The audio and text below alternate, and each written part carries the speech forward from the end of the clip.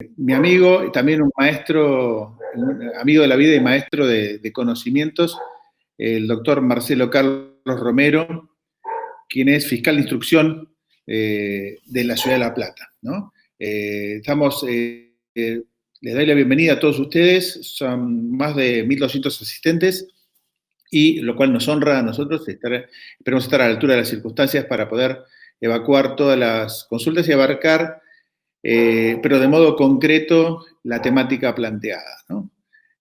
Así que bienvenidos de todas partes, hay de otras partes, de muchas partes de nuestro país y también del exterior. Así que bueno, Marcelo, buenas tardes y bienvenido. ¿Cómo estás? Buenas tardes, Daniel. Un gusto, buenas tardes a todos. Un placer estar acá y un honor haber sido invitado por ambas organizaciones. Comenzamos más. Bueno, el tema de hoy es el protocolo de actuación en la escena del crimen, ¿no? Tu vasta experiencia como magistrado, como fiscal de instrucción en esa materia, pero justamente ver la necesidad de la instalación de protocolos unificados, ¿no, Marcelo? Bien. Bueno, vamos a hacer una pequeña introducción. Si te parece bien y le parece bien al resto de los organizadores, hacemos una pequeña introducción de unos 35 o 40 minutos y después nos abrimos al diálogo, a las preguntas, ¿por qué no?, a las objeciones o a las críticas. Los invito a reflexionar y los invito también a diferir en las opiniones, los invito a contradecir, porque lo que busca la justicia como valor, el Poder Judicial como institución y el Ministerio Público que integro, es la averiguación de la verdad histórica de los acontecimientos. Y la mayoría de las personas que están acá son personas interesadas en la criminalística, ciencia auxiliar de la justicia que durante mucho tiempo, lamentablemente demasiado tiempo, fue dejada, no de lado, pero sí quedada en un segundo plano. Ha quedado en un segundo plano porque los egos, las soberbias, las suficiencias, sobre todo los operadores del Poder Judicial, sobre todo los abogados, que nos creemos que sabemos de todo, no solamente derecho, sino antropología, sociología, psicología, economía, criminalística, criminología, y cuando solamente en la facultad nos enseñan un poquito de leyes, un poquito del derecho. Para aquellos que pertenecen a otras jurisdicciones, que no sea la provincia de Buenos Aires o directamente a otros países que nos honran con esta presencia virtual, tenemos que decir que desde el año 98 en la provincia de Buenos Aires rige el sistema acusatorio, un acusatorio formal, no el acusatorio pleno de las películas norteamericanas donde el fiscal es el dueño absoluto de la acción y decide qué casos investigar y qué casos no investigar, qué casos llevar a juicio y qué casos llegar a un acuerdo, etcétera, etcétera. Ese acusatorio no existe en la República Argentina, sino que los fiscales tenemos que perseguir todos, absolutamente todos los delitos de acción pública, desde el hurto de una lapicera hasta el homicidio calificado o la tortura seguida de muerte, es decir, los delitos más graves, o los delitos contra el orden constitucional, los delitos más graves, decía, del Código Penal argentino. Ese sistema acusatorio formal vino a traer un poco de orden, un poco de tranquilidad psicológica a los operadores, ya que se deslindaron definitivamente roles y funciones. Ya no es el juez de instrucción que hacía la instrucción, pero a su vez tenía que analizar su propio trabajo al dictar la prisión preventiva o el sobreseimiento, sino que ahora, y pensemos un instante en uno de los símbolos universales de la justicia, la balanza, un platillo es el Ministerio Público, el fiscal, otro platillo el imputado y su defensor. En el centro, en el fiel de la balanza, el interpartes, el juez de garantías, el juez de contralor, es el juez que controla el accionar de las partes, que no está a favor ni de uno ni del otro. Al principio, queridos amigos, decíamos que los jueces de garantía nos ponían trabas. Y era un grave error del Ministerio Público pensar que el juez nos tiene que ayudar. El juez no tiene que ayudar ni al fiscal ni al defensor. El juez, justamente, el juez es tercero imparcial, debe controlar el cumplimiento de las garantías constitucionales, de ahí su nombre, si bien reiterativo, todo juez es juez de garantías, pero así se llama en la provincia de Buenos Aires, juez de contralor en otros países, debe controlar, les decía, que el fiscal, en su tarea investigativa, en su tarea perquisitiva, en su tarea de reunión de la evidencia, no violente garantías constitucionales o de raigambre supraconstitucional, es decir, aquellos que sostenían los pactos internacionales incorporados a nuestra Carta Magna. para excepcionar garantías constitucionales, el fiscal deberá, sí o sí, solicitar dichas restricciones al juez de garantía. Por ejemplo, una detención, un pedido de allanamiento, una interceptación telefónica o de cualquier otro medio electrónico de comunicación, ya que han sido equiparadas el email, las redes sociales, etcétera, etcétera, donde las personas gozan de su privacidad constitucional. Para analizar ese tipo de dispositivos necesitamos la orden de un juez de garantías. El fiscal, el Ministerio Público, es una magistratura requirente, no decisoria, es decir, los fiscales en la provincia de Buenos Aires y en el resto de la República Argentina, donde rige este sistema acusatorio, peticionamos, requerimos, le pedimos al juez de garantías, no decidimos.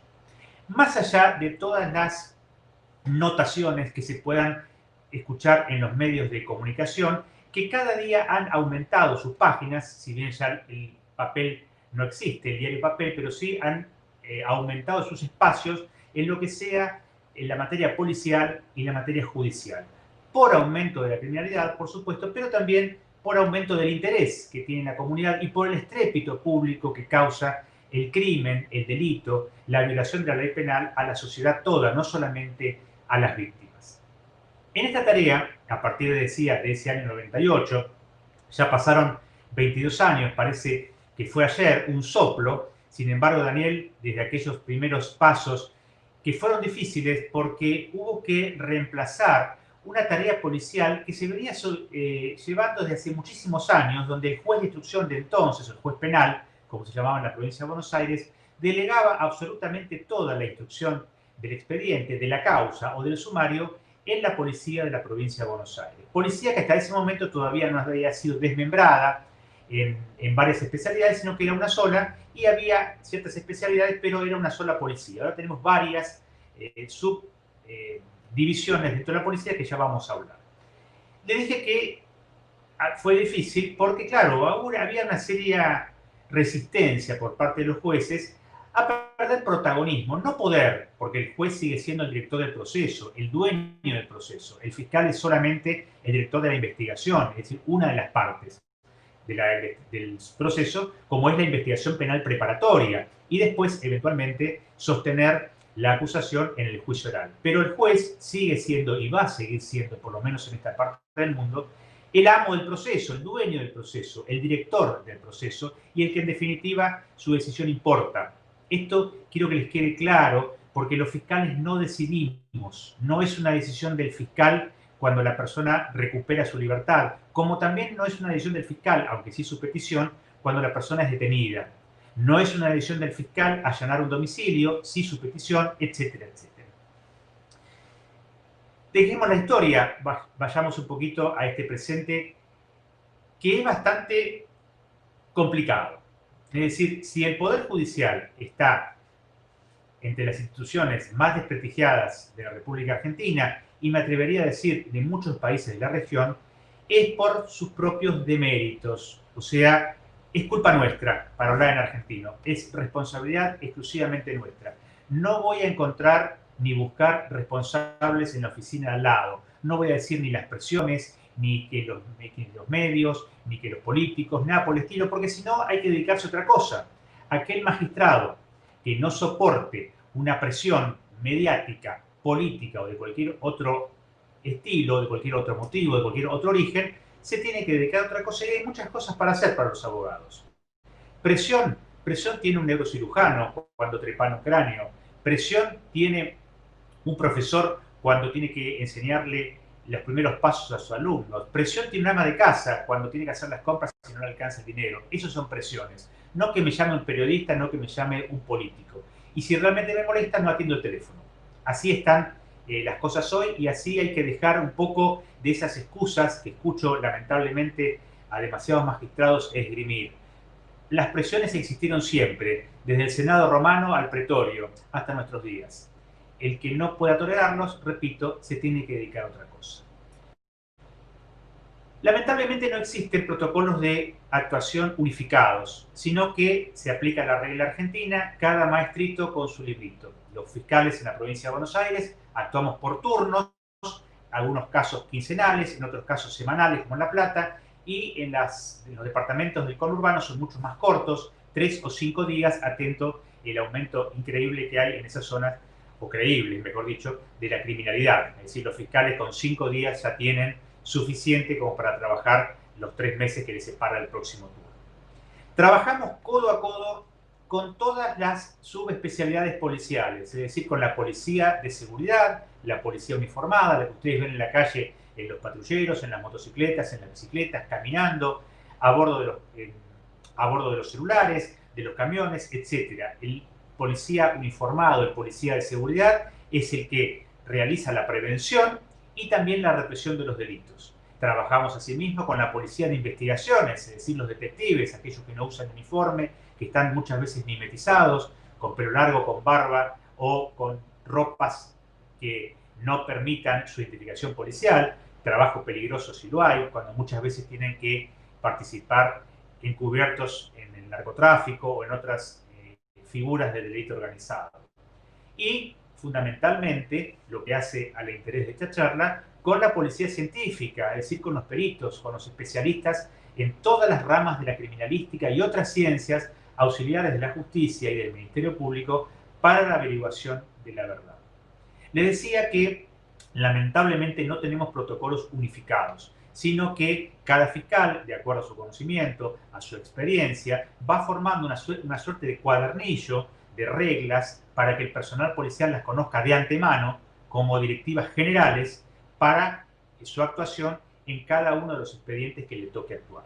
Es decir, que en cada caso en particular va a haber una directiva particular, valga la redundancia, y para todos los casos van a existir directivas generales. Ambas están autorizadas por la ley del Ministerio Público. La ley del Ministerio Público debería tener, en mi opinión, creo que también la de Daniel, una suerte de protocolo unificado, por lo menos de reglas mínimas, de reglas básicas para la actuación.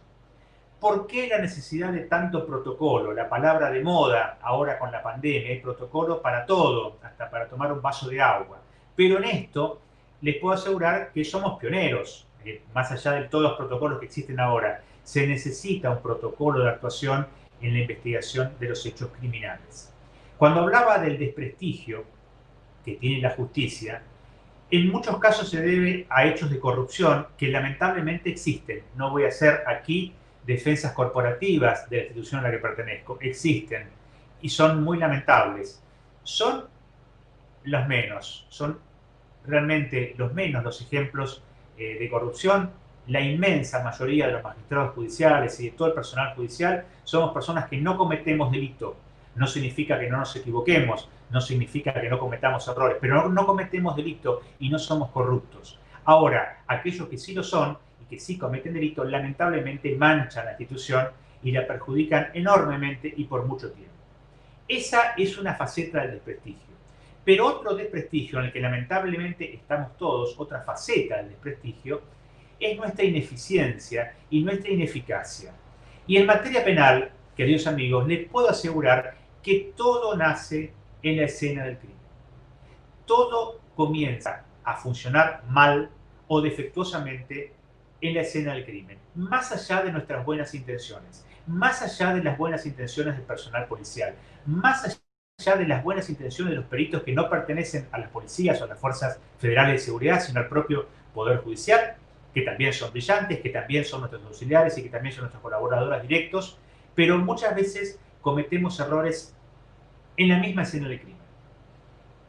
Escena del crimen que debería ser un lugar sagrado, si hablamos en términos religiosos, un lugar protegido absolutamente para todos y para todas aquellas personas que no tienen absolutamente nada que hacer en ese lugar. Muchas veces lo que violamos, esos círculos de seguridad, esas circunferencias de seguridad, somos los propios magistrados, los que obviamente, en el caso de los fiscales, al ser los directores de la investigación, nadie nos dice absolutamente nada. Entonces, vamos al lugar de los hechos, pisamos, a lo mejor salivamos, a lo mejor fumamos, a lo mejor salivamos un chicle. Es decir, estoy mostrando ejemplos groseros, pero que suceden. O, lamentablemente, para los compatriotas, vamos a recordar justamente el manual de lo que no debe hacerse, que fue el trabajo pericial y del Ministerio Público en la escena de la muerte violenta del fiscal Nisman. Esos videos que lamentablemente dieron la vuelta al mundo son un compendio de lo que no debe hacerse, de lo que no debe hacer el fiscal, de lo que no debe hacer la policía de seguridad, de lo que no deben hacer los peritos, de lo que no deben hacer los políticos, de lo que no deben hacer los periodistas, etcétera, etcétera, etcétera. Ese es un manual de lo que no debe hacer. Debería mostrarse en todos los cursos de criminalística el primer día de clase. Perdón, Daniel, me estoy metiendo en la parte pedagógica, pero es solamente una sugerencia. Ahora, ¿podemos aprender de los errores? Sí, debemos aprender de los errores. La presencia de todos ustedes en esta tarde es un aliciente, es un estimulante. Es decir, bueno, las personas comprometidas con esta temática quieren hacer lo posible por no cometer errores. Lo primero y fundamental es establecer esos círculos de seguridad. El primero, el más lejano al lugar del hecho, o por lo menos al lugar donde se encuentra, vamos a suponer, vamos a hablar de un homicidio, que es el caso más gráfico y tal vez más didáctico. Vamos a pensar en la posición del cadáver. No sabemos si fue muerto ahí o en otro lugar, pero bueno, es el lugar donde encontramos el cuerpo. A partir de ahí se van a delinear una serie de circunferencias de seguridad, donde la más lejana va a estar protegida por el personal de la policía de seguridad y muchas veces por personal municipal, control urbano, control ciudadano, etcétera, según las nominaciones de cada municipio. Personal civil que colabora con la policía de seguridad armada y que impide el acercamiento de curiosos y también de la prensa. La prensa no puede tampoco cercenarse su derecho a informar, ni su derecho tampoco a informarse y a tomar cabal conocimiento de lo que está pasando, porque, como dijimos al principio, el crimen causa estrépito público y la prensa, en una república democrática, debe informar. Y también es útil para controlar el trabajo tanto de la policía como del Poder Judicial. Lo que no puede hacer es entorpecer las operaciones iniciales en una causa penal. Esto es fundamental. Una contaminación que se tiene poco en cuenta es la contaminación de las antenas celulares. Fíjense que cuando se produce un homicidio, por lo general llega al lugar del fiscal, el jefe de la seccional policial, muchas veces el jefe departamental, y si aparecen las cámaras empiezan a llegar todos los funcionarios que ustedes se puedan imaginar, todos, y algunos más, incluyendo muchas veces los secretarios de seguridad o los ministros de seguridad. Todo el mundo con su celular, hablando quién sabe con quién. Dios sabe a quién están hablando. Permanentemente hablando con periodistas, hablando con los superiores, hablando con el comisario del comisario, hablando con el jefe del jefe, hablando con el fiscal general, hablando con el procurador. ¿Qué puede perjudicar a la escena del crimen una comunicación telefónica? En nada, pero sí va a perjudicar la investigación. Porque si el fiscal el día de mañana necesita la apertura de esas antenas para saber qué comunicaciones hubo, va a tener tal vez 1000 comunicaciones que no tienen absolutamente nada que ver con el hecho, sino que es el propio fiscal, el secretario, el comisario, el jefe departamental, el secretario de seguridad, el senador que vive cerca, el diputado, la prensa, etcétera, etcétera. Genera suspicacias, porque después se filtran fotos forenses que no tienen que estar más allá del dominio del fiscal o de la policía de investigaciones o de la policía científica, y sin embargo mágicamente aparecen en las redes sociales o en los canales de televisión. Porque ahora los periodistas, obviamente, con el WhatsApp y con todas las herramientas tecnológicas que tienen, ya no van al lugar con el fotógrafo. Directamente piden a alguien que está cerca que le mande alguna foto vía WhatsApp o a unos segundos de video. Bueno, esto es una precaución que es muy difícil de controlar, porque ¿quién va a controlar que nadie utilice el teléfono? Bueno, hace a la responsabilidad, subrayo esta palabra, de todos los funcionarios que estamos encargados de la investigación. Desde el fiscal, como director de la investigación, hasta el último policía o efectivo de seguridad que está controlando que nadie entorpezca ese trabajo. El mal uso de los celulares contamina la escena para la investigación posterior. En la causa de la muerte violenta del fiscal Nisman, lo veíamos al secretario Berni, actual ministro de Seguridad de la provincia de Buenos Aires hablando por teléfono constantemente, sumado a los funcionarios de la prefectura, a los funcionarios de la federal, al Ministerio Público y a todo el mundo. Absolutamente todos estaban con sus teléfonos en mano haciendo llamadas. Me imagino, pobre el investigador que después tuvo que analizar esas antenas. Habrá tenido miles y miles de llamadas que no tenían nada que ver, o sí, con el homicidio del fiscal. Y digo homicidio porque así lo estableció hasta el momento, lo está estableciendo la justicia federal. Bien, el segundo cordón, ya hablamos del primero, el segundo cordón de seguridad debe ser para aquellos funcionarios policiales que no participan de las tareas periciales, es decir, los funcionarios de investigaciones. ¿Qué sucede en el hallazgo de un cadáver? Todo el mundo está alrededor del cuerpo. Claro, el cuerpo cuando ya se considera que está fallecido, que no hay duda que está muerto, no se va a ir a ningún lado. O sea, no hay que estar rodeando el cadáver para evitar que se lo roben, porque se supone que ahí, en ese lugar, va a estar custodiado por personal armado y nadie va a robar el cadáver. Pero la costumbre es que está todo el mundo alrededor del cuerpo como una suerte de velatorio anticipado. El personal de investigaciones, los detectives, los abuesos, o pónganle el nombre que ustedes quieren, tienen que, permítanme el término policial, caminar la zona, hacer preguntas, buscar testigos, encontrar evidencias que no sean evidencias científicas, otro tipo de evidencias, testimonios, escuché algo, escuché un disparo, quién era esta persona, sus amigos, sus enemigos, su familia, etc. Ese es el trabajo de los detectives. No es trabajo de los detectives estar alrededor del cuerpo, no es trabajo ni de los detectives ni del personal de seguridad, y esto presten mucha atención. Hay una obsesión del personal policial que llega al lugar, por lo general el personal uniformado, de manipular las armas de fuego cuando las encuentran, manipular las pistolas, descargarlas y dejar para la foto todos los proyectiles colocados a un costado, los cartuchos colocados a un costado y la corredera trabada. ¿Para qué se le pregunta? Para evitar que se dispare. Señores, las pistolas, los revólveres, las escopetas no se disparan solas. No existen los fantasmas, salvo algún arma demasiado sensible que el pétalo de una rosa la haga percutar. Pero no es la mayoría de los casos. Hay que dejar las armas en el mismo y exactísimo lugar y de la forma en que se encuentren. ¿Por qué? Porque los peritos en rastros van a realizar hisopados, ya no solamente las viejas tomas de huellas con filminas y parafina. Va a haber hisopados donde se pueda establecer tal vez el ADN de la persona que manipuló ese arma por última vez.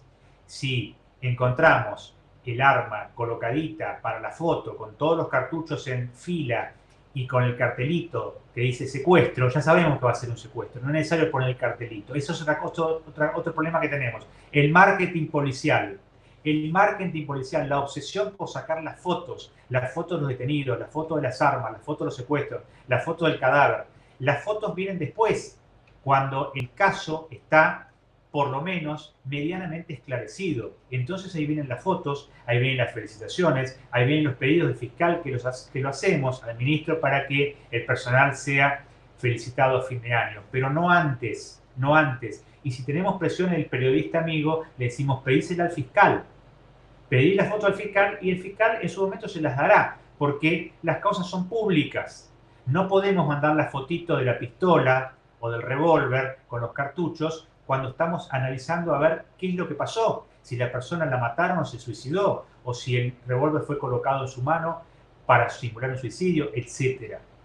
Fíjense cómo pongo énfasis en este punto, porque es esencial. Muchas veces perdemos evidencia, no solamente por pisotear la escena, no solamente por chapotear entre la sangre del fallecido, sino por manipular las armas. Y acá el personal de científica, el personal de criminalística, debe ejercer la autoridad, aún con el mismo fiscal, aún con el propio director de la investigación. Me ha pasado cuando he cometido una torpeza y el jefe de los peritos me dijo, doctor, por favor, colóquese unos metros más atrás. Lo hizo temblando porque tenía temor a que el fiscal tuviese algún tipo de actitud represiva para con él. Lo que hace también, nos hace reflexionar sobre nuestra soberbia. Nosotros no somos peritos, nosotros no conocemos en profundidad, salvo por arriba, salvo aquellos que profundizamos el tema, pero por lo general el abogado no conoce de la materia criminalística, salvo que hay que haber cursos, por supuesto. Puede haber un fiscal que también es perito en balística, sí puede haberlo, pero no somos la mayoría, no somos la mayoría. Entonces respetemos a los colegas abogados que integran la Administración de Justicia, el Ministerio Público, respetemos a los profesionales que están haciendo su trabajo. A nadie se le ocurriría entrar a un quirófano a preguntarle al cirujano que está operando a un familiar, ¿qué tal, Tordo? ¿Cómo le va? ¿Cómo viene el corte? ¿Viene bien? Obviamente que no, estamos afuera esperando con todos los nervios y con la ansiedad que nos dé una noticia nuestro ser querido.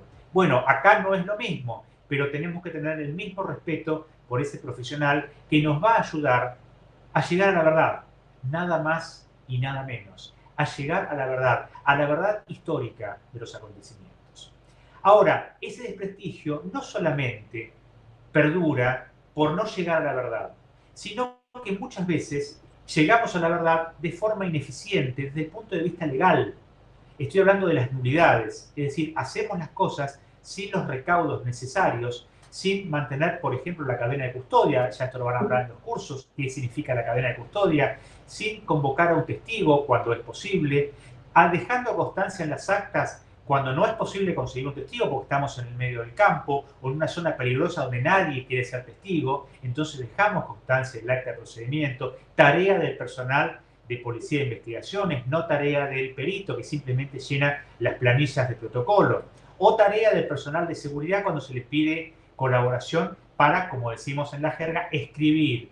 ¿Quién escribe? Que escriba el jefe de calle, que escriba el oficial de servicio, que escriba alguien que tenga cierta experiencia en lo que es un acta de procedimiento. El acta de procedimiento que va a ser la hoja 1 del expediente. La hoja 1 donde no solamente hay que dejar constancia que la calle es asfaltada y que cuenta con todos los adelantos de la época, esto dicho desde siempre en la policía, o dónde está ubicada con la Rosa de los Vientos, sureste, noreste. Es interesante, es importante, pero mucho más importante es establecer quiénes son los participantes de las diligencias, quién es el perito balístico, quién es el perito en rastros, quién es el secretario del fiscal, quién es el testigo civil. Por lo general se convoca a un testigo ajeno al personal policial y al personal del Ministerio Público, un vecino, algún curioso, algún periodista que quiere la primicia. Bueno, no mata la primicia, pero se va a quedar toda la noche. Yo no sé ese perro si está contestándome o no, pero bueno, lo dejamos. Si ese periodista quiere curiosear... Siempre hay quejas, Marcelo. Siempre hay quejas aún de los animales. Muy bien, bueno. Esos animales míos. ¿No? Aunque salí un segundito a la pantalla, tuve problemas con internet. Muy bien, Daniel. Bueno, una caricia al perro para que no se enoje más. Voy a hablar más bajo entonces. Ese periodista les decía que quiere estar con la primicia, bueno, va a ser testigo. Va a ser testigo de la actuación para que después, el día de mañana, no solamente cuando le solicitemos al juez de garantías algún allanamiento, a una interceptación telefónica o de redes sociales, alguna detención o alguna prisión preventiva, sino tal vez lo más importante, el gran momento procesal, al decir de Mayer, recientemente fallecido, nuestro maestro procesalista, el juicio oral.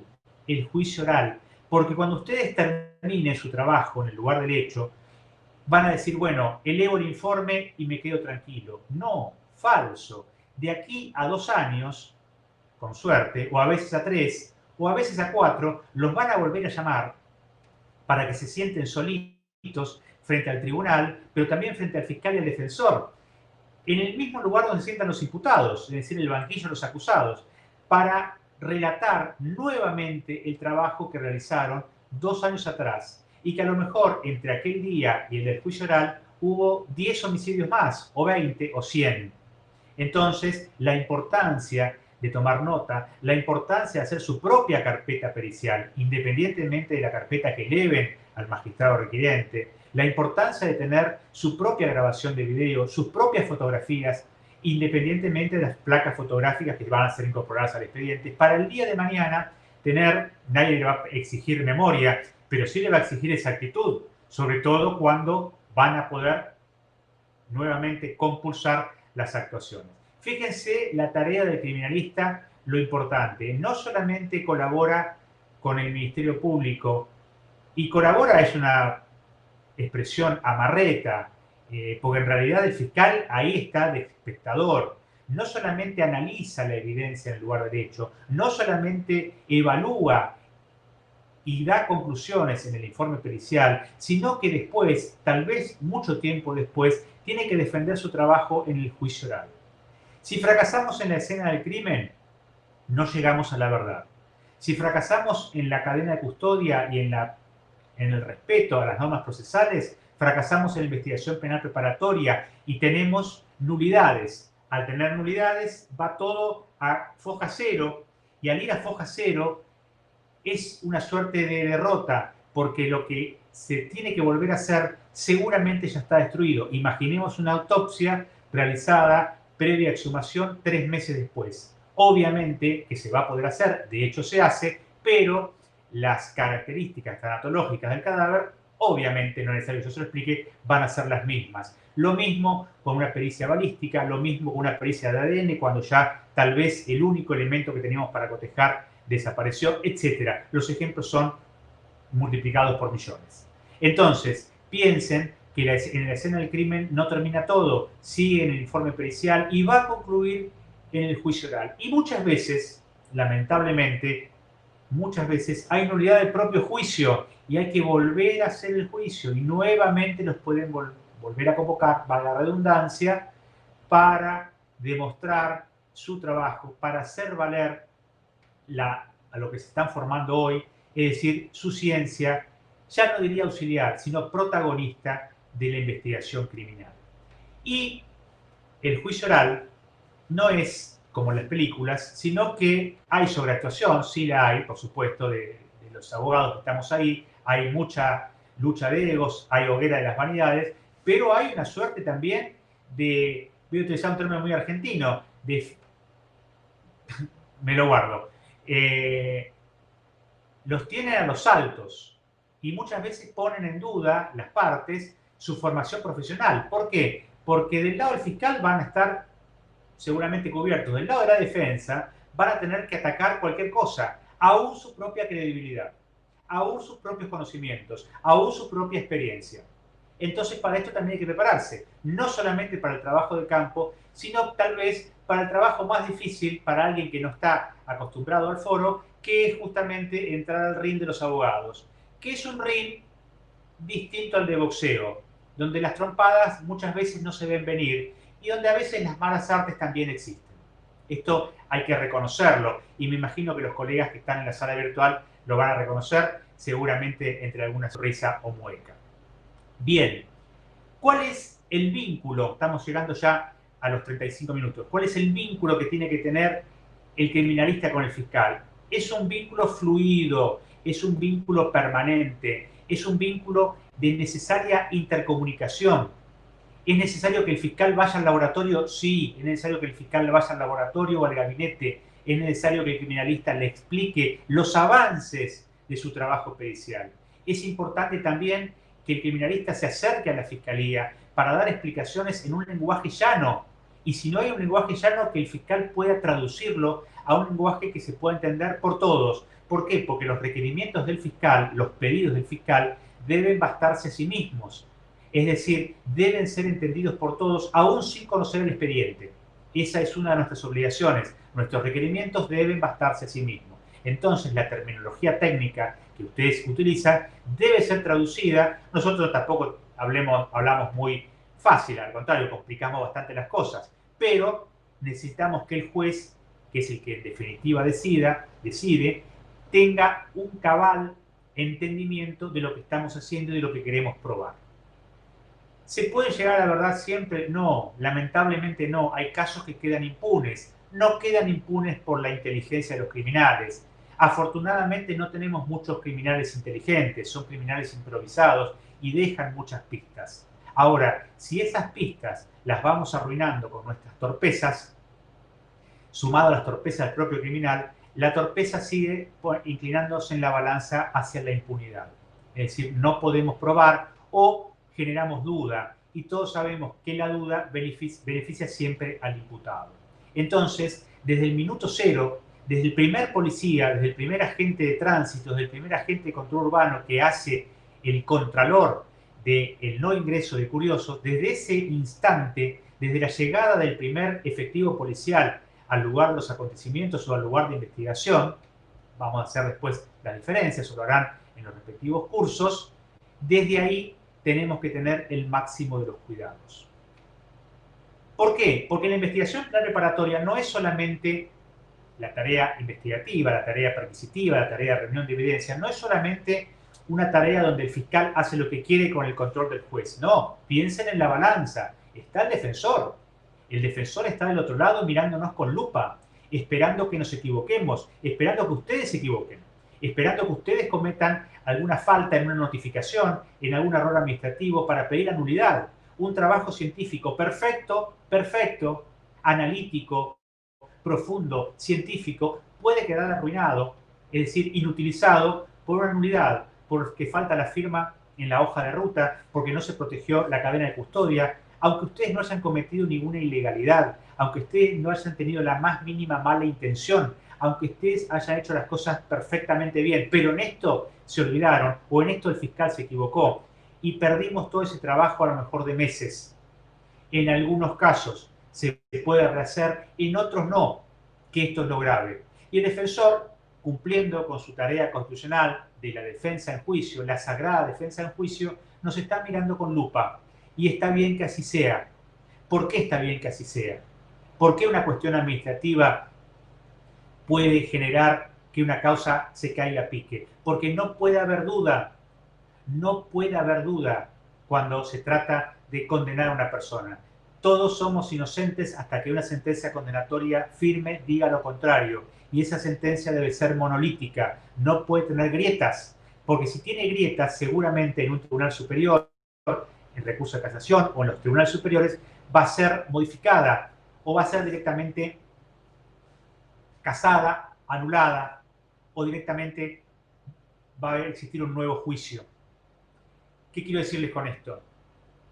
Nuestra tarea es fundamental desde el minuto cero, pese a que por la experiencia, por la costumbre, por el hastío, por el motivo que sea, creamos que todos los hechos son iguales, que los homicidios se pueden investigar de la misma forma, que tenemos la pelota atada, como si fuéramos Messi, porque tenemos muchos años en esto, porque vimos muchos homicidios, porque tenemos calle, mucha creencia policial de que porque tiene muchos homicidios en su haber, seguramente no va a cometer errores. Y al mejor cazador se le escapa la liebre. Yo le pido perdón a los amigos extranjeros, pero me imagino que en sus países también habrá frases populares, a lo mejor estas también lo son en sus respectivas naciones. Pero al mejor cazador se le escapa la liebre, al policía con experiencia, al fiscal veterano, al juez cuando le toca ser juez de instrucción. En algunas jurisdicciones todavía existe, por ejemplo, en la Justicia Nacional y Federal.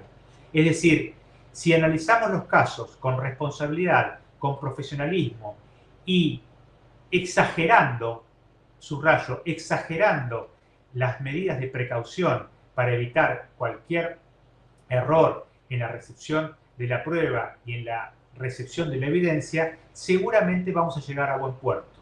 Seguramente vamos a llegar a buen puerto. Aunque después el trabajo del fiscal no llegue a la verdad con la demás prueba, la prueba testimonial o la prueba documental, pero sí con la evidencia del lugar de hecho tiene que ser monolítica, tiene que ser intachable desde el punto de vista técnico y desde el punto de vista jurídico, desde el punto de vista del sentido común.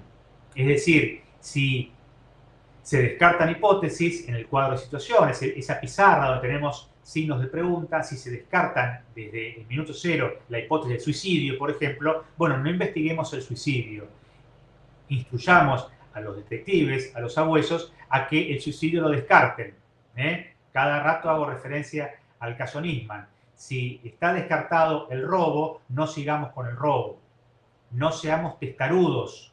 No seamos testarudos. Abramos la cabeza, abramos la mente y sepamos que el cuadro de situación debe llenarse con evidencia. No con humo, porque el humo es pasajero. El humo puede saciar las ansias de resultados del jefe de policía, del ministro, de la comunidad en general, de la prensa. Ese humo es el que nos hace acusar a personas falsamente, en el caso de los corruptos, armar causas falsamente, en el caso de los fiscales inexpertos, creer que rápidamente se va a solucionar porque lo dijo el informante o buchón de la zona, y después todo se nos cae como un castillo de naipes. La detención que prosperó en las primeras 24 horas y tal vez en los primeros 15 días, después se cae con una libertad por falta de mérito y termina con un sobreseimiento y con algún tipo de sanción al fiscal, a la policía de seguridad, a la policía de investigaciones, a la policía científica. Pero no temamos solamente el miedo a la sanción, porque la sanción se supera. A lo sumo será un llamado de atención, un día de arresto, un día de suspensión.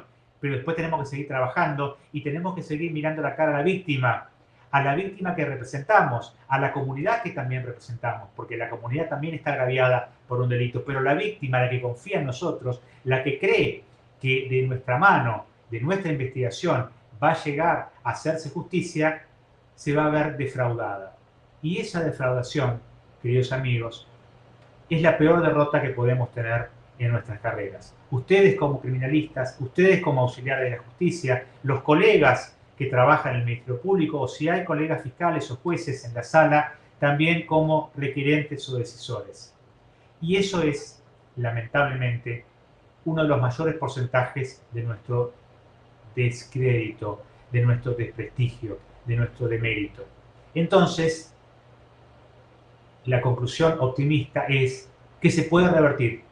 Se puede revertir con conocimiento, se puede revertir con ciencia, se puede revertir con conciencia y se puede revertir con responsabilidad.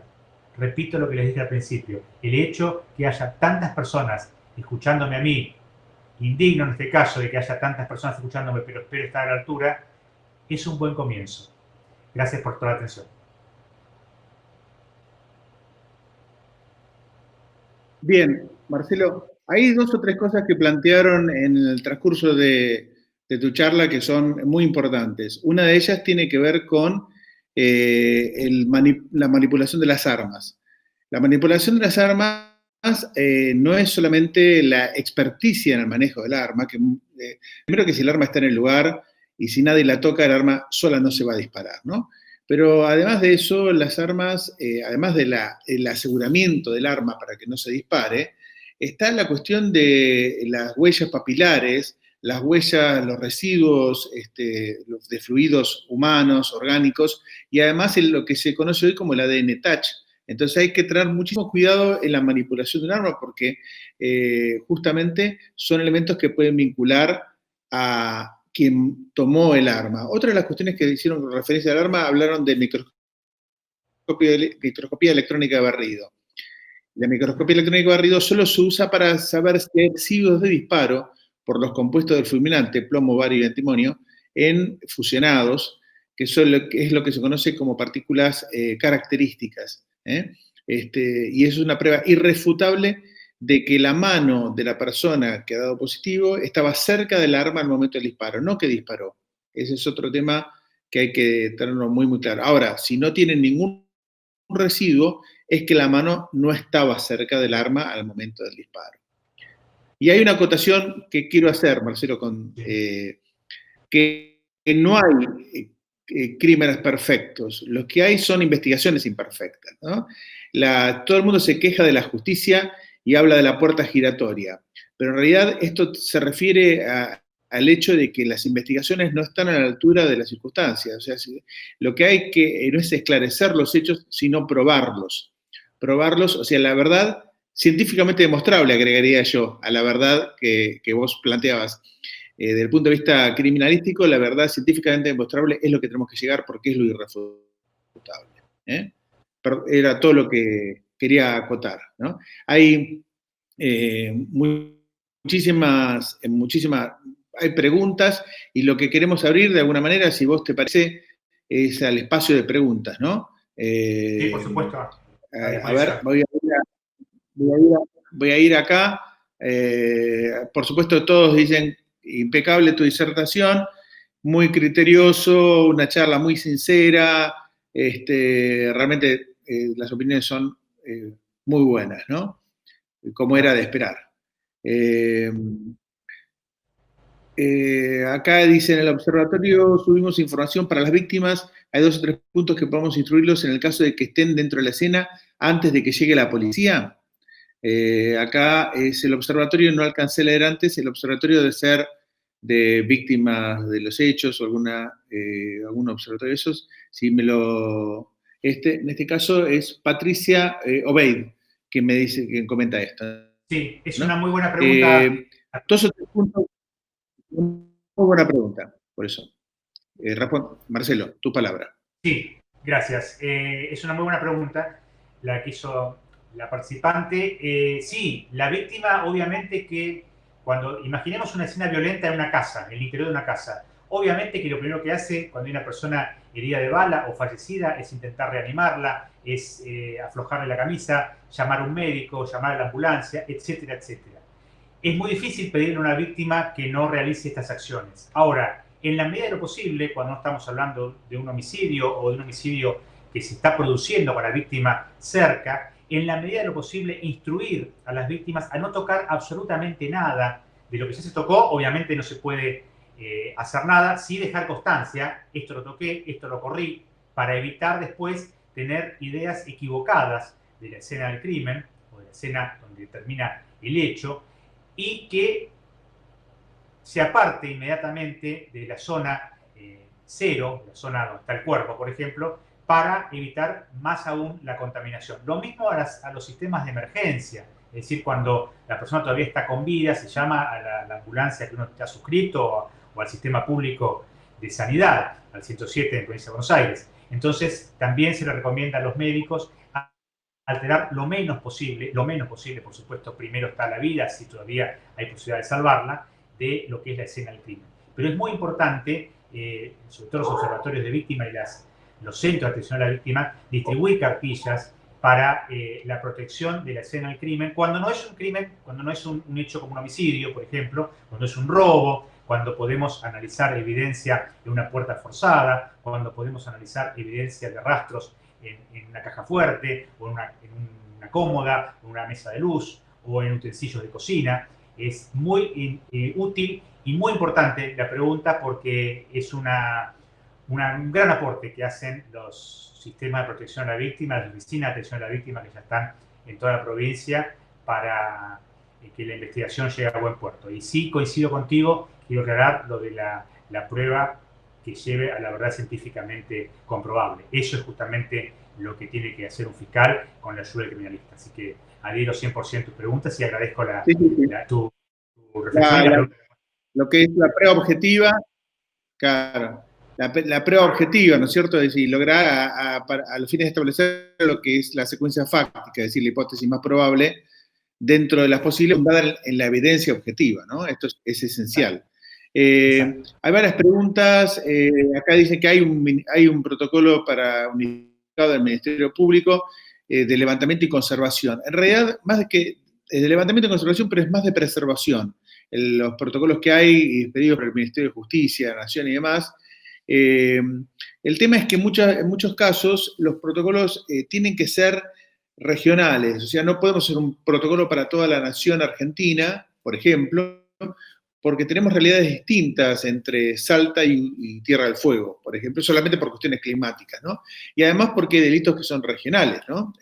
O sea, que suceden, hay modalidades y tiene que estar adecuado a las capacidades de recursos humanos y logísticos de cada lugar, ¿no? Y además adecuado a cada código de procedimiento, ¿no? Que ese es el tema esencial.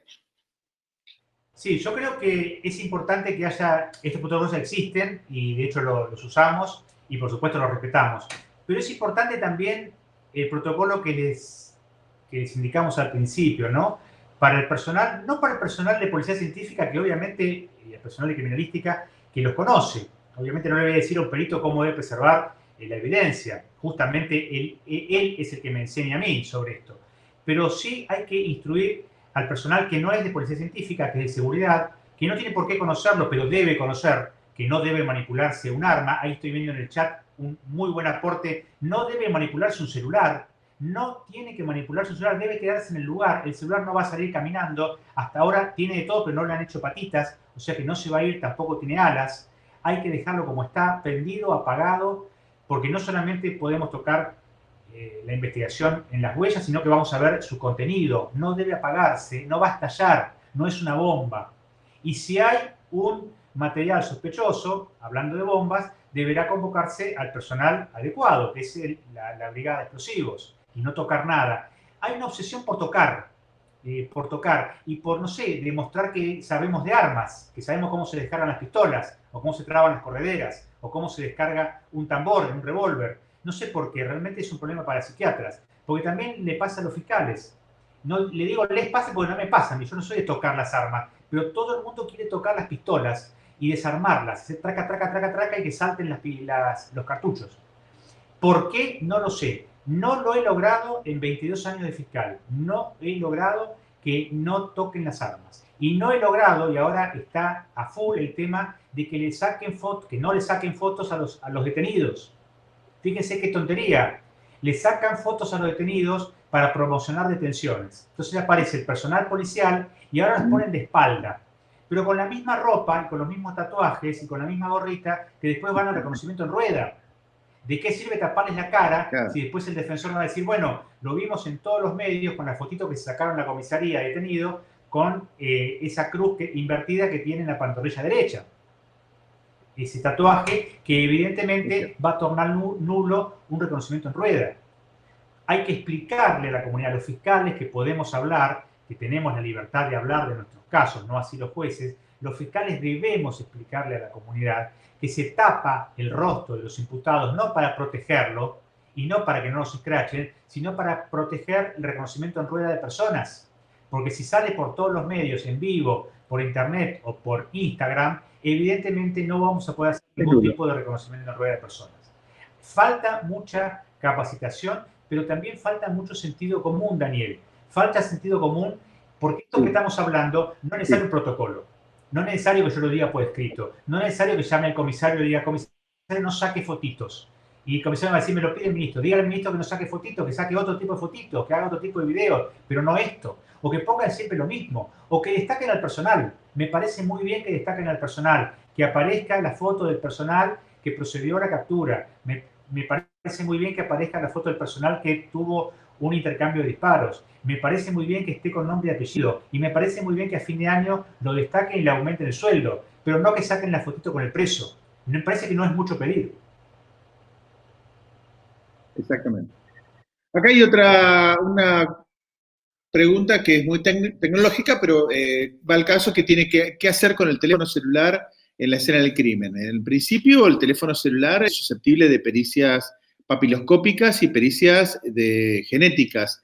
Y además de eso, para no manipularlo, no interferir con los aspectos tecnológicos, lo mejor es envolverlo o colocarlo en una suerte de una bolsa que es una jaula de Faraday, básicamente también envolverlo en papel de aluminio de más espesor, o sea, no solamente el film, sino varias vueltas con papel de aluminio y con eso el teléfono, sin apagarlo, es como que queda de alguna manera en modo avión, ¿no? Entonces no recibe ni emite comunicaciones hasta el momento que llega a las manos de las personas que van a analizar. Esto es una forma de preservar esta evidencia. Sería pertinente tomar, por ejemplo, de los teléfonos touch, con un hisopo estéril, una muestra para ver justamente si hay perfilación genética, si hay marcadores genéticos en ese sitio.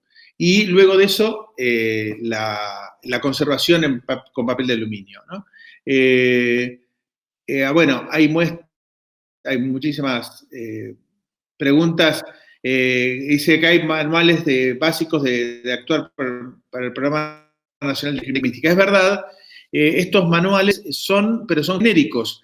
En cualquier caso, sirven, porque en realidad los protocolos de actuación son estándares mínima. Perdón, me meto en la cuestión. Acá dice, qué importante sería generar reuniones periódicas entre la Fiscalía y la Policía de Seguridad y la Policía Científica para así aceitar la modalidad de trabajo y tratar la problemática de la zona. Esto creo que es fundamental y es lo que vos planteabas, Marcelo. Sí, repetime la primera parte de la pregunta. ¿Qué relación dijiste? La importancia de generar reuniones periódicas entre la Fiscalía y la Policía de Investigaciones y la científica, para estar justamente un mecanismo central. Creo que deberían hasta funcionar en el mismo espacio, ¿no es cierto? Claramente Esto es así. es cardinal. Es cardinal que haya reuniones periódicas, independientemente de los turnos, con el personal de científica y con el personal de investigaciones. Y también con el personal de seguridad. No se puede hacer con todos, hay que hacerlo con los jefes o con los oficiales superiores para que después bajen las directivas. Estamos hablando de una organización piramidal como es la policía, donde hay órdenes, no son consejos ni sugerencias. Hay órdenes, el fiscal no las da, el fiscal da directivas, pero la policía sí da órdenes a sus subordinados. Esto es fundamental. Tiene que haber una coordinación. Y hasta hace poco, lamentablemente, está mejorando, hay que reconocer, no todo es negativo. Lo que hay, o lo que existía, es una lucha de egos, a ver quién llega primero, quién llega sin investigaciones y seguridad. Con científica no compiten porque nadie es perito, pero muchas veces la pelea entre la seguridad y la investigaciones es absurda, es infantil, porque ambos tienen funciones completamente diferentes. Es más, yo quiero que el jefe de calle, el servicio externo, gabinete criminológico, cambió tantas veces de nombre, ya no sé cómo se llama. Creo que se llama gabinete criminológico ahora, que antes llamado servicio de calle. Es decir, el personal de policía de seguridad que está de civil por las calles de la jurisdicción, para hablar más claro.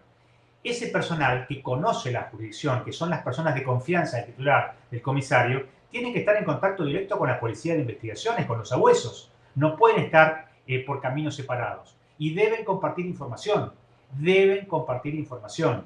Esto es algo que en Argentina cuesta ya desde antes de la investigación, como es la inteligencia. Los servicios de inteligencia no comparten información y son compartimentos estancos. Cuando estamos hablando de inteligencia en el sentido científico de la palabra, no chusmerío de peluquería, inteligencia criminal. Lo otro no hablo.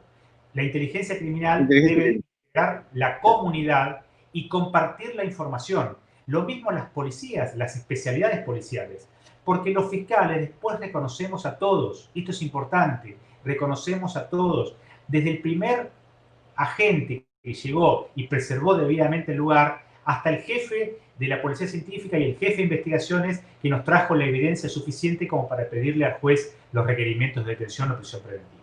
Entonces, esas tareas, estas reuniones, de coordinación y de interactuación, de recibir también información, porque nosotros aprendemos de la policía, los fiscales aprendemos de la policía. Ese recelo que había al principio, en el 98, en el 99, se fue limando. Yo aprendo de la policía permanentemente, respeto a la policía, trabajo con la policía. El fiscal, el magistrado, el aspirante, esto es importante para aquellos que quieran optar por la carrera judicial. El aspirante a magistrado judicial, penal, que tenga alergia a los uniformes, que elija otra especialidad, que vaya a lo civil, a lo laboral. El que tiene algún problema ideológico con la policía, no puede estar en el foro penal, porque nosotros estamos todo el día con policía, con presos y con penitenciarios, con esposas y con rejas y patrulleros.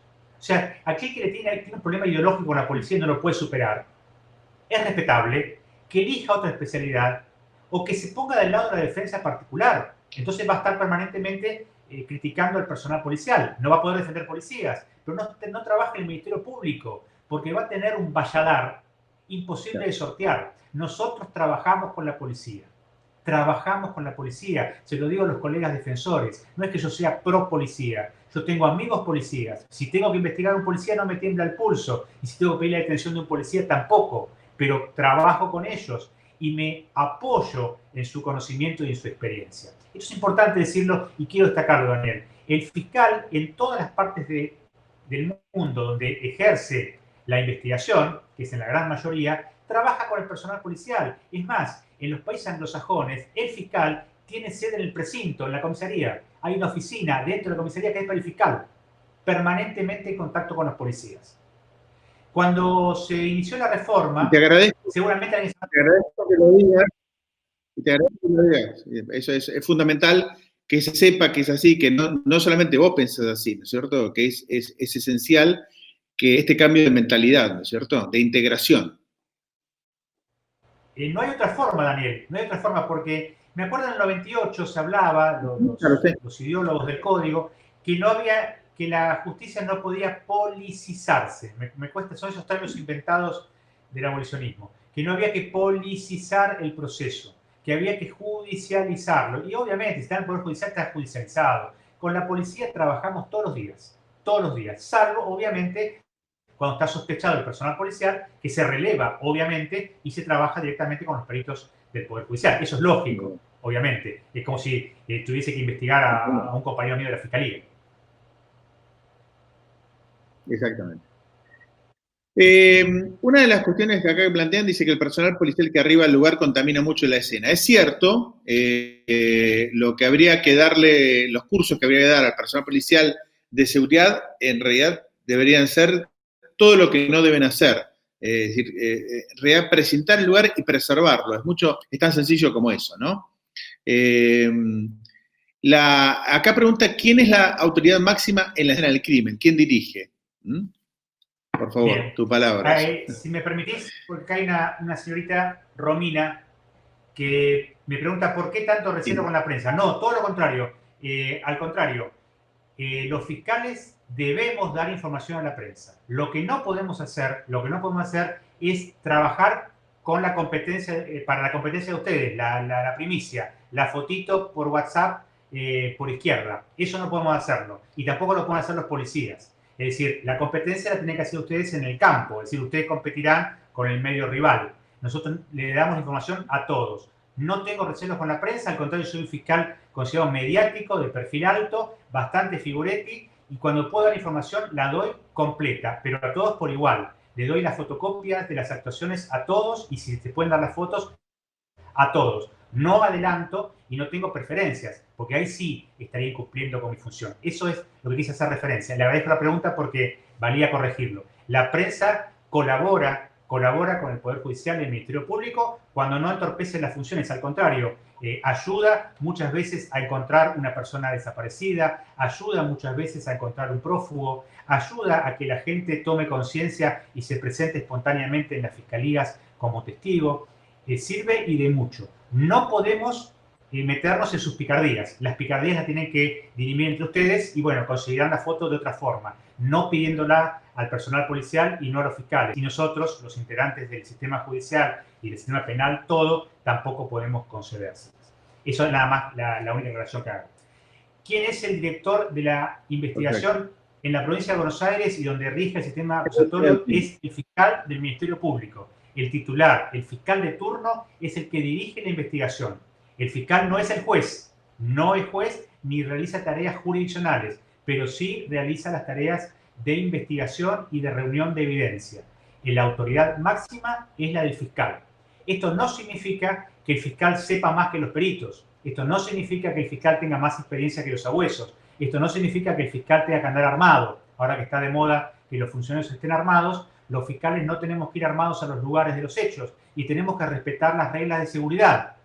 Es decir, si estamos en un procedimiento, por ejemplo, de allanamiento y el personal policial me coloca un chaleco de bala, antibalas, me lo tengo que poner automáticamente. Si me dice que me tengo que colocar por detrás de la línea de seguridad, me coloco tras la línea de seguridad. Si hay una toma de rehenes y aparece el grupo, es convocado, el grupo táctico, el grupo especial, Halcón, en la provincia de Buenos Aires, automáticamente nos ponemos a las órdenes del jefe del grupo táctico.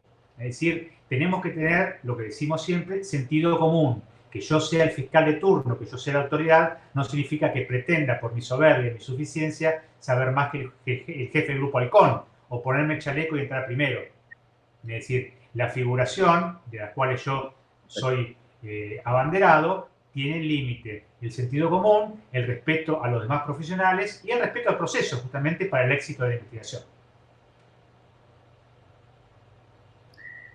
Bueno, acá, bueno, hay varias, hay varias cosas. Acá me dice, bueno, alguien me acota diciendo que los protocolos existentes no son estándar. No, yo no digo que sean estándar, yo digo que son un estándar. Es decir, un estándar de mínima. Los protocolos existentes son siempre los protocolos en general, no estos, sino todos, son un estándar de mínima, así los denomina, ¿no? No fue peyorativo mi comentario. Dice que preguntan si hay capacitación para los fiscales. Sí, contesto, pasa que va pasando por el chat y temo olvidarla. Acá Patricia pregunta si el juez puede estar en la escena. Por supuesto que puede estar en la escena. El juez puede estar en todos los procedimientos. De hecho, por lo general, en los procedimientos que no son reproducibles, salvo la autopsia, que no van, pero en la reconstrucción de derechos están los jueces de garantía, obviamente que no hacen ninguna observación, solamente hacen eso, observan y protegen las garantías constitucionales. Y si están ahí, podemos hacer las peticiones directamente. Y a ambas partes, ¿no? Tanto el fiscal como el defensor, que también puede estar presente. Obviamente que puede estar presente, salvo que haya secreto de la investigación por 24 horas, lo que antes se llamaba secreto del sumario. Pero los jueces de garantía son los dueños del proceso, son los directores del proceso y por supuesto que pueden estar presentes. No es común que estén, salvo en la reconstrucción de los hechos, donde hasta los fiscales nos invitamos y nos quedamos tranquilos cuando están, porque sabemos que más allá de nuestra tarea, de nuestra responsabilidad, vamos a estar resguardados en cuanto a las garantías por la presencia del magistrado judicial. Con respecto a la capacitación de los fiscales, sí, hay capacitaciones obligatorias y voluntarias. Las obligatorias son por parte del Ministerio Público, de la Procuración General, las que vamos asiduamente, tanto los fiscales de instrucción como los fiscales de juicio y los fiscales de ejecución, aquellos que están con el trabajo de la ejecución penal en las cárceles, y muchas veces el Ministerio de Seguridad y el Ministerio de Justicia organizan jornadas donde nos invitan y vamos gustosos, donde disertan los especialistas en las diversas especialidades criminalísticas. Y bueno, para nosotros es un placer ser invitados. A veces nos invitan como oradores en la parte jurídica, pero lo más importante es que vamos a escuchar y aprender de los que saben, ¿no? de los peritos, los que están ahí en el laboratorio, en el gabinete y en el lugar de los hechos. Sí, hay capacitación. ¿Debería haber más? Sí, también es verdad. Y debería existir una capacitación conjunta, un poco lo que decía el licenciado Daniel Salcedo, una capacitación conjunta, tal vez con una escena del crimen simulada, con esto que hablamos de los anillos de seguridad, con el personal, con un periodista que quiera exagerar su función y meterse en el lugar. Digamos, esto con respeto a la prensa, para que no haya susceptibilidades. Cada uno cometiendo algún error para que el profesor o el que esté a cargo del entrenamiento pueda marcarlos. Porque los fiscales también cometemos errores. Los fiscales cometemos el error de pasar la cinta porque somos los dueños del gallinero. Y en realidad no tenemos que pasar las cintas de seguridad. Nos pueden venir a informar o nos pueden convocar los propios peritos cuando nos quieren mostrar algo. Y tenemos que entrar con la protección de calzado, con la protección en los guantes, con el barbijo, eventualmente también con la cofia para evitar que nuestros cabellos, yo tengo pocos, pero los que tienen mucho pelo, se les pueda caer en el lugar de los hechos, etc. Creo que ese entrenamiento debería intensificarse. No existe, por lo menos no lo he visto yo, algo que haya incluido a todos los que participamos de escena del crimen. Creo que es una buena idea. Me estoy autolavando. Es una idea, ustedes dirán si es buena o no, y se puede implementar. Bien, un simple anuncio para el conocimiento de ustedes. En pocos días vamos a estar justamente en un curso online que lo hacemos con la Asociación Médica Argentina, que va a estar en un curso de investigación de homicidios, en el cual va a participar el doctor Romero justamente en los aspectos penales de la investigación. Va a estar también el psiquiatra forense, el doctor Daniel Silva, experto en perfilación, además de otros muy conocidos y destacados profesionales, ¿no? Les comento, este curso está dictado por el Instituto de Criminalística Argentino y con el aval de la Asociación Médica Argentina, a la AMA, así que pueden ingresar a la página justamente de IUCA, que es www.yuca.com.ar, ¿no? Perdón por la publicidad, pero debía hacerlo. ¿Me perdonás, Daniel? Daniel, ¿me perdonás? ¿Cómo? ¿Me perdonás? ¿Me puedo contestar una pregunta? Porque se van pasando rápidamente. Por supuesto. Acá pregunta Patricia, interesante pregunta, si se puede pedir la nulidad por la no presencia del fiscal en el lugar del hecho. No, el fiscal no tiene la obligación legal de estar en el lugar del hecho. Tenemos una obligación funcional de estar para saber y conocer lo que se está haciendo. Pero muchas veces tenemos hechos simultáneos. En un turno, en el penúltimo turno tuve 3 homicidios en 24 horas. 3 homicidios en La Plata es muchísimo. En el conurbano, lamentablemente, no tanto, pero en La Plata es muchísimo. Y obviamente estuve en uno solo. Mientras estaba ahí me iban avisando por el celular que se iban produciendo otros 2 hechos más. Pero no hay nulidad. Las nulidades son cuando se violan los pasos que exige el Código de Procedimiento. Otra pregunta muy interesante es si los fiscales podemos armar nuestro propio equipo de investigación. Sí, lo podemos hacer. Yo puedo pedir a tal efectivo de la Policía de Seguridad, de la Policía de Investigaciones, de la Policía Científica y también peritos de la asesoría pericial. Muchas veces no están disponibles porque están ocupados en otras investigaciones. Pero sí, obviamente que podemos hacerlo y en hechos muy graves se pide colaboración directamente al señor ministro, a los señores ministros, tanto de Justicia como de Seguridad, y nos asigna el personal que uno peticione. Y muchas veces trabajamos en conjunto con especialistas de las Fuerzas Federales de Seguridad que son excelentes, son brillantes. El personal científico de Gendarmería es brillante, realmente nos dejan anonadados con sus trabajos, lo mismo el personal de prefectura. Nunca he trabajado con el personal técnico de la Policía de Seguridad Aeroportuaria, pero me han contado también que son muy eficientes, lo mismo que los encargados periciales de la Policía Federal. O sea que se trabaja en conjunto, lo importante es llegar a la verdad, ¿no? Obviamente, la verdad científicamente comprobable, como bien me corrigió mi amigo, y así voy a usarlo a partir de ahora. No, no fue una corrección, fue una acotación. No, sí, es válido, acá hay un comentario que es recurrente en cuanto a la capacitación, ¿no?